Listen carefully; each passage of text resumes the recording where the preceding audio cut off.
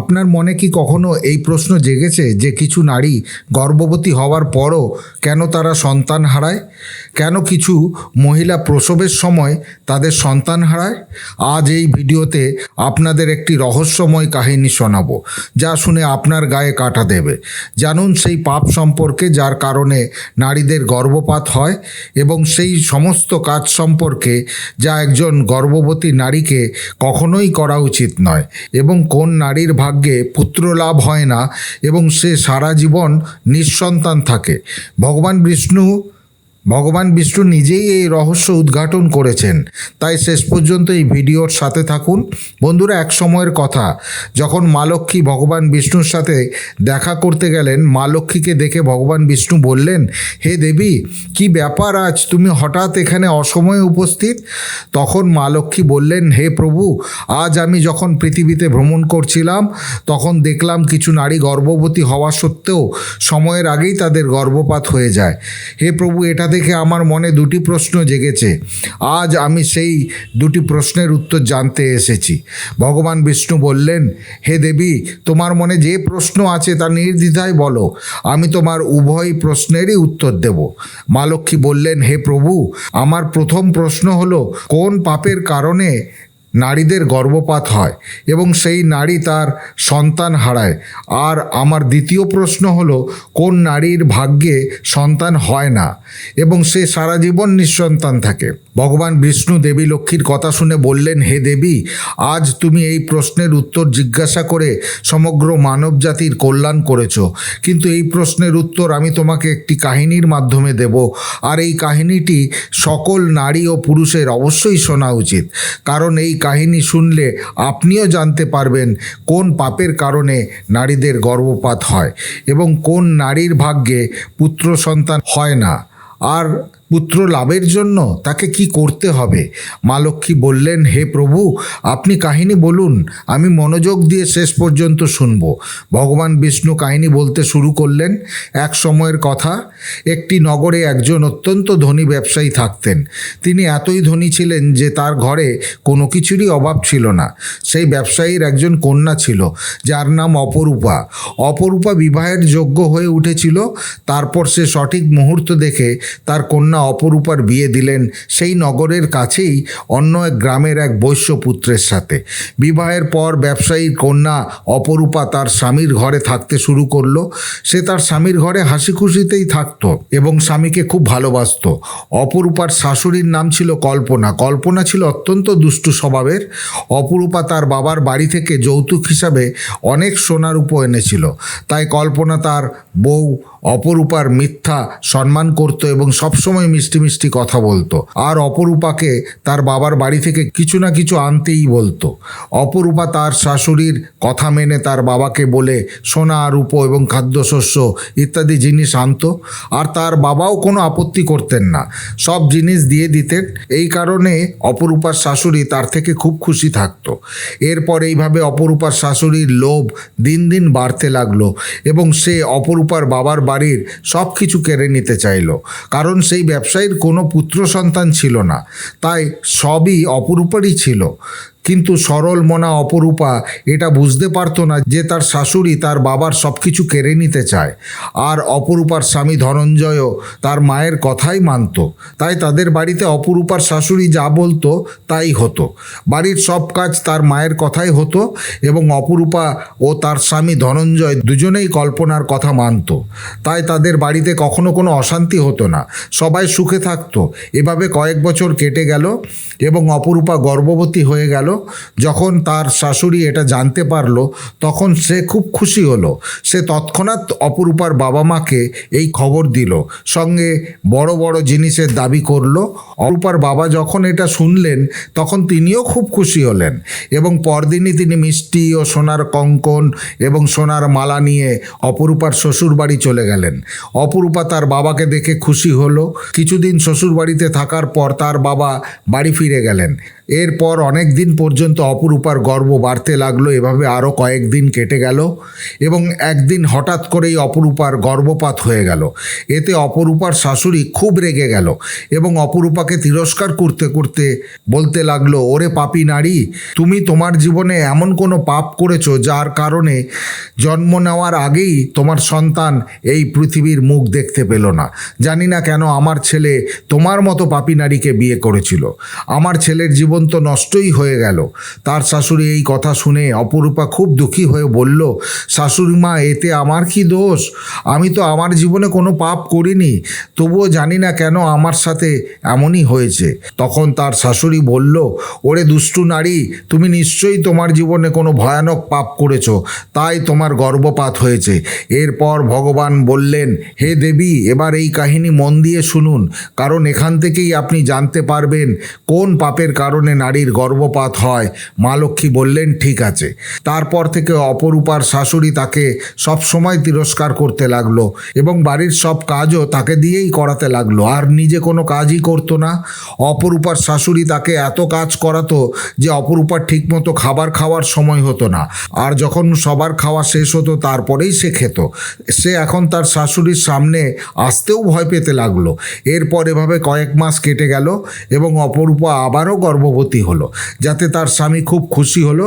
কিন্তু তার শাশুড়ি এখনও তার উপর রাগান্বিত ছিল। আর যখন অপরূপা তার শাশুড়িকে এই খবর দিল, তখন শাশুড়ি অপরূপাকে বলল, একটা বাচ্চাকে তো খেয়ে ফেলেছো, জানি না এখন এই বাচ্চাকে বাঁচিয়ে রাখবে নাকি এটাকেও সেই রকম খেয়ে ফেলবে। তোমার উপর আমার একটুও বিশ্বাস নেই, কারণ আমার মনে হয় তুমি নিশ্চয়ই তোমার জীবনে কোনো ভয়ানক পাপ করেছো, তাই তোমার আগের গর্ভপাত হয়েছিল। তাই তার শাশুড়ির এই কথা শুনে অপরূপা কিছুই বলল না এবং চুপ করে দাঁড়িয়ে রইল। তারপর ধীরে ধীরে অপরূপার গর্ভ বাড়তে লাগলো এবং গর্ভবতী হওয়া সত্ত্বেও সে বাড়ির সব কাজ করত, কিন্তু তবুও তার শাশুড়ি তার উপর একটুও দয়া হতো না। এরপর অপরূপার গর্ভের 9 মাস পূর্ণ হয়ে গেল। এখন সন্তান জন্মানোর সময় একদম কাছে চলে এসেছে। তারপর অপরূপা একটি পুত্র সন্তান প্রসব করলো, কিন্তু সেই শিশু কিছু বলছিল না এবং কাঁদছিলও না। তারপর অপরূপা দেখলো যে তার শিশু আর বেঁচে নেই। এই অবস্থায় নিজের সন্তানকে দেখে সে খুব জোরে জোরে কাঁদতে লাগলো। তারপর যখন অপরূপার শাশুড়ি এই খবর জানতে পারলো, তখন সে খুব রেগে গেল এবং অপরূপাকে বলল, তুমি একজন পাপী নারী, তাই তোমার এই দ্বিতীয় সন্তানেরও এমন অবস্থা হলো। আমার তো আগে থেকেই সন্দেহ ছিল যে তুমি নিশ্চয়ই তোমার জীবনে কোনো ভয়ানক পাপ করেছো, তাই তোমার সাথে এমন হচ্ছে, আর এই জন্যই তোমার এই পুত্র বাঁচল না। যদি তুমি আমার বাড়িতে আর বেশি দিন থাকো, তাহলে তুমি আমার বাড়িও নষ্ট করে দেবে, তাই এখন তোমার এই বাড়িতে থাকার কোনো দরকার নেই। তখন অপরূপা বলল, হে শাশুড়ি মা, এখন আমি কোথায় যাব? আমার জন্য তো আমার স্বামীই সব, আমি তাকে ছেড়ে কোথাও যেতে পারবো না। আমি আমার স্বামীকে খুব ভালোবাসি, তাই আপনি আমাকে এই বাড়ি থেকে বের করে দেবেন না। আমি বাড়ির সব কাজ করব এবং এই বাড়ির এক কোণে আমি পড়ে থাকবো। আপনি যা কাজ বলবেন আমি সব করব, শুধু আমাকে বাড়ি থেকে বের করে দেবেন না, কারণ আমি আমার স্বামী ছাড়া এক মুহূর্তও থাকতে পারবো না। তখন তার শাশুড়ি বলল, যদি তুমি তোমার স্বামী ছাড়া না থাকতে পারো তাহলে কোথাও গিয়ে মরে যাও, কিন্তু এখন আমি তোমাকে এই বাড়িতে এক মুহূর্ত থাকতে দেব না।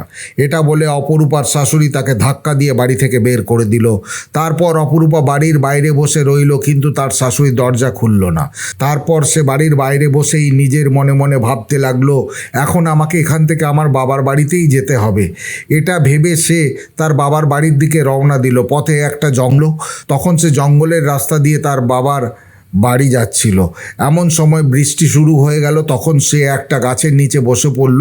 ঠিক তখনই সেখান থেকে একজন সাধু মহারাজ যাচ্ছিলেন। তিনি অপরূপাকে গাছের নিচে বসে থাকতে দেখে তাকে জিজ্ঞাসা করলেন, হে মা, তুমি কে এবং এই জঙ্গলে একা কী করছো? তখন অপরূপা সাধু মহারাজকে বলল, হে মহারাজ, আমি একজন খুব ধনী ব্যবসায়ীর মেয়ে। আমার বিয়ে হয়েছে একজন বৈশ্যের সাথে, আর এখনও পর্যন্ত আমার পুত্র সন্তান হয়নি। আমি একবার গর্ভবতী হয়েছিলাম, তখন আমার গর্ভপাত হয়ে গিয়েছিল, আর যখন আমি দ্বিতীয়বার গর্ভবতী হলাম তখন আমার শিশু জন্ম নেওয়ার পরেই আর বেঁচে রইল না। তাই আমার শাশুড়ি আমাকে বাড়ি থেকে বের করে দিয়েছেন। তাই আমি এখন এই জঙ্গলেই ঘুরে বেড়াচ্ছি। হে মুনিবর, দয়া করে আপনি কিছু উপায় বলুন যাতে আমার পুত্র সন্তান হয়। তখন সাধু মহারাজ বললেন, তুমি চিন্তা করো না, আমি পুত্র লাভের উপায় বলছি। তুমি যদি একাগ্রতার সাথে এটি পালন করো তাহলে তোমার পুত্র সন্তান অবশ্যই হবে। এর জন্য আমি তোমাকে কিছু নিয়ম বলছি, মন দিয়ে শোনো। কোনো নারীর ঋতুচক্র চলাকালীন সময়ে স্বামীর সাথে সম্পর্ক করা উচিত নয়, এতে গর্ভের সন্তান নষ্ট হয়ে যায়। গর্ভবতী নারীর উচিত নিয়মিত ভগবানের পূজা অর্চনা করা এবং তার মুখে সর্বদা হাসি থাকা উচিত। গর্ভবতী নারীকে কখনো দুঃখী ও হতাশ থাকা উচিত নয়, কারণ এতে সন্তানের উপর খারাপ প্রভাব পড়ে। গর্ভবতী নারীর অন্যদের বাড়ির খাবার খাওয়া উচিত নয়, যতটা সম্ভব নিজের বাড়িতেই থাকা উচিত। গর্ভবতী নারীর ভয়ানক দৃশ্য দেখা উচিত নয়, কারণ এতে সন্তানের উপর খারাপ প্রভাব পড়ে। গর্ভবতী নারীর ভালো ও পুষ্টিকর খাবার খাওয়া উচিত, যাতে সন্তান তেজস্বী ও গুণবান হয়। যে নারী এই নিয়মগুলো মেনে চলে সে উত্তম পুত্র লাভ করে, আর যে নারীরা এই নিয়মগুলো মানে না তাদের গর্ভপাত হয়ে যায়। সাধু মহারাজ বললেন, হে কন্যা, এখন আমি তোমাকে পুত্র লাভের উপায় বলবো, মন দিয়ে শোনো, তাহলে তোমার পুত্র সন্তান হবে। অপরূপা বললেন, বলুন মহারাজ। সাধু মহারাজ বললেন, কোনো নারী যদি পুত্র লাভ চায় তাহলে ঋতুচক্রের প্রথম 4 দিনে স্বামী স্ত্রীর মিলন করা উচিত নয়, কারণ এতে দুরাচার পুত্র জন্মায়। পঞ্চম রাতে মিলন করলে কন্যা সন্তান হয়, ষষ্ঠ রাতে মিলন করলে পুত্র রত্ন লাভ হয়, সপ্তম রাতে মিলন করলে বন্ধা কন্যা জন্মায়, অষ্টম রাতে মিলন করলে বলশালী পুত্র হয়, নবম রাতে মিলন করলে সুন্দরী কন্যা জন্মায়, দশম রাতে মিলন করলে বিদ্বান ও শ্রেষ্ঠ পুত্র লাভ হয়, একাদশ রাতে মিলন করলে সুশীলা কন্যা হয়, দ্বাদশ রাতে মিলন করলে গুণবান পুত্র হয়, ত্রয়োদশ রাতে মিলন করলে লক্ষ্মী স্বরূপা কন্যা জন্মায়, চতুর্দশ রাতে মিলন করলে গুণবান বুদ্ধিমান ও বলবান পুত্র লাভ হয়। অতএব তুমি যদি এই নিয়মগুলি মেনে চলো তাহলে তোমারও উত্তম পুত্র সন্তান হবে। এই কথাগুলো বলেই সাধু মহারাজ সেখান থেকে চলে গেলেন। অপরূপা মনে মনে ভাবতে লাগলো, আমি যদি সাধু মহারাজের কথা মতো কাজ করি তাহলে আমিও পুত্র সন্তান পাবো, আর আমার শাশুড়ি আমাকে আর গৃহকর্ম করাবেন না, বাড়ির সবাই আমার সম্মান করবে। অপরূপা এভাবেই ভাবছিল। এমন সময় তার স্বামী তাকে খুঁজতে খুঁজতে সেখানে এলেন এবং অপরূপাকে বললেন, তুমি এই জঙ্গলে কেন এসেছো? আমি তোমাকে নিতে এসেছি, চলো বাড়ি চলো। অপরূপা তখন স্বামীকে সাধু মহারাজের সমস্ত কথা বললেন এবং বললেন, না, এখন আমি বাড়ি যাব না, যতক্ষণ না আমার পুত্র সন্তান হয়। অপরূপার কথা শুনে তার স্বামীও তার সঙ্গে সেই জঙ্গলেই কুঁড়ে ঘর বানিয়ে থাকতে লাগলেন। তারপর ঋতুচক্রের চতুর্দশ রাতে অপরূপা স্বামীর সঙ্গে মিলন করলেন, যার ফলে তিনি গর্ভবতী হলেন এবং গর্ভবতী হওয়ার পরেও তিনি জঙ্গলেই থাকতেন। তার স্বামী জঙ্গল থেকে কাঠ কেটে এবং ফলমূল জোগাড় করে আনতেন, এই দিয়ে তারা দুজনে রান্না করে খেতেন। এভাবে 9 মাস কেটে গেল এবং অপরূপার প্রসবের সময় আসন্ন হলো। তারপর একদিন অপরূপা একটি অতি উত্তম পুত্র সন্তান জন্ম দিল। পুত্র লাভে অপরূপা ও তার স্বামী দুজনেই খুব খুশি হলেন। তারপর অপরূপার স্বামী তাকে বললেন, চলো এখন আমরা বাড়ি ফিরে যাই, কারণ মা তোমাকে পুত্র না হওয়ায় তিরস্কার করেই বাড়ি থেকে তাড়িয়েছিলেন, কিন্তু এখন তো তোমার পুত্র হয়েছে, এখন নিশ্চয়ই তিনি খুশি হবেন। অপরূপা বললেন, ঠিক আছে, চলো বাড়ি যাই। তারপর তারা দুজনে বাড়ি ফিরে গেলেন। শাশুড়ি দেখলেন যে অপরূপার পুত্র সন্তান হয়েছে, এতে তিনি খুব খুশি হয়ে অপরূপাকে জিজ্ঞাসা করলেন, তোমার পুত্র সন্তান হলো কিভাবে? অপরূপা বললেন, আপনি যখন আমাকে বাড়ি থেকে তাড়িয়ে দিয়েছিলেন তখন আমি জঙ্গলে চলে গিয়েছিলাম। সেখানে একজন জ্ঞানী সাধু মহারাজের সঙ্গে আমার দেখা হয়েছিল। তিনি আমাকে পুত্র লাভের উপায় বলেছিলেন, সেই উপায়েই আমার পুত্র সন্তান হয়েছে। শাশুড়ি বললেন, তাহলে সেই সাধু মহারাজ খুব জ্ঞানী, তাহলে নিশ্চয়ই তিনি জানেন কিভাবে আমরা ধনী হতে পারি। তাই এখন আমি জঙ্গলে গিয়ে তাকে ধনী হওয়ার উপায়টা জিজ্ঞাসা করব। অপরূপা বললেন, না মা, আপনি সেখানে যাবেন না, কে জানে সেই সাধু মহারাজ এখনও সেখানে আছেন কি না। কিন্তু শাশুড়ি বললেন, না, আমি যাব এবং ধনী হওয়ার উপায় জেনে আসব। এই বলেই শাশুড়ি সেই জঙ্গলের দিকে রওনা দিলেন। সেই জঙ্গলের মধ্যে প্রবেশ করার কিছু সময় পর হঠাৎ তিনি একটি সিংহ দেখতে পেলেন এবং ভয়ে কাঁদতে লাগলেন। সিংহ তাকে খাওয়ার জন্য এগিয়ে গেল। সিংহ যখন তাকে খেতে আসছিল তখন শাশুড়ি বললেন, হে সিংহরাজ, তুমি আমাকে কেন খেতে চাও? আমাকে খেয়ে তোমার কী লাভ হবে? সিংহ বলল, হে পাপিষ্ঠ পাপিষ্ঠা নারী, তুমি খুব দুষ্ট স্বভাবের, তাই আমি তোমাকে খেয়ে আমার খিদে নিবারণ করতে চাই। এই বলে সিংহ তাকে গিলে ফেলল। এরপরেই তার মৃত্যু হলো এবং যমদূতেরা এসে তাকে যমলোকে নিয়ে যমরাজের সামনে হাজির করল। চিত্রগুপ্ত সেই নারীর জীবনের হিসাব দেখে বললেন, হে ধর্মরাজ, এই নারী তার জীবনে ভয়ানক পাপ করেছে। এই নারী তার বউয়ের বাপের বাড়ি থেকে সোনা দানা খাবার দাবার সব কিছুই জোর করে নিয়ে আসতে বলতেন এবং সন্তান না হবার কারণে তার বউয়ের উপর অত্যাচার করত। গর্ভবতী হওয়া সত্ত্বেও সে তাকে দিয়ে সব কাজ করাতো। আর যখন তার বউয়ের পুত্র সন্তান মারা গিয়েছিল তখন সে তাকে ধাক্কা দিয়ে বাড়ি থেকে তাড়িয়ে দিয়েছিল। চিত্রগুপ্তের কথা শুনে যমরাজ সেই নারীর উপর প্রচণ্ড রাগ হলো এবং তিনি দূতদের বললেন, এই মহিলাকে নরকে নিয়ে যাও। ভগবান বিষ্ণু মা লক্ষ্মীকে বললেন, হে দেবী, তোমার প্রথম প্রশ্ন ছিল কোন নারীর ভাগ্যে পুত্র লাভ হয় না এবং কে সারা জীবন নিঃসন্তান থাকেন। তাহলে শোনো, যে নারীরা সাধুর দেওয়া উপদেশের বিপরীতে কাজ করে তাদের ভাগ্যে পুত্র লাভ হয় না। আর যে নারীরা স্বামীর সম্মান করে না, সর্বদা তাদের সঙ্গে ঝগড়া বিবাদ করে এবং স্বামীর উপর অসন্তুষ্ট থাকে, তাদের ভাগ্যে পুত্র হয় না। তাই প্রত্যেক নারীর উচিত নিজের স্বামীর সম্মান ও কদর করা। তোমার দ্বিতীয় প্রশ্ন হলো, এমন কোন নারী যে স্বামী ছাড়া দুঃখময় জীবন কাটায়? ভগবান বিষ্ণু উত্তর দিলেন, বুঝে নাও, যে নারীরা স্বামী থাকা সত্ত্বেও স্মৃতিতে সিঁদুর দেয় না এবং স্বামীর অনুমতি ছাড়াই যেখানে সেখানে চলে যায়, স্বামী নিষেধ করলেও মানে না, পরপুরুষদের সঙ্গে অবৈধ সম্পর্ক রাখে, এমন নারীদের জীবনে কখনো সুখ আসে না, তাদের অকালে চলে যেতে হয়। তাই একজন বিবাহিত নারীর উচিত পতিব্রতা ধর্ম পালন করা।